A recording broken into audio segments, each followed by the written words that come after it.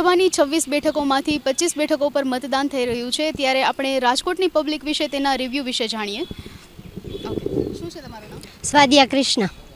બહુ જ સરસ અને બહુ જ સારી લાગણી અનુભવી રહ્યા છીએ અને રાજકોટમાં તો જોરશોરથી મતદાન થઈ રહ્યું છે અને મતદાન કરવું એ આપણો હક છે, અધિકાર છે અને એ દરેક લોકોએ ધ્યાનમાં રાખી અને મતદાન કરવું જ જોઈએ.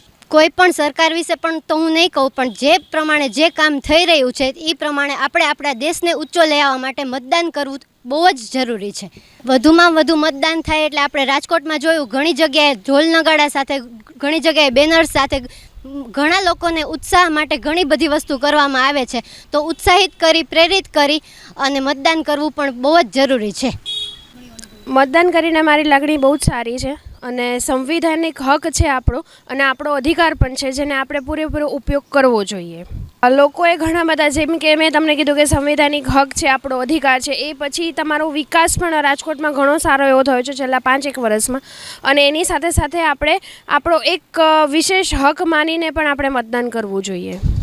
મેં મારો વોટ આપી દીધો છે. આપણા ઘરમાંથી નીકળી અને આપનો વોટ અને કિંમતી વોટ આપો. આપના જે બી ઉમેદવારને આપવો હોય, તમારા યોગ્ય ઉમેદવારને પસંદ કરીને આપવો જોઈએ.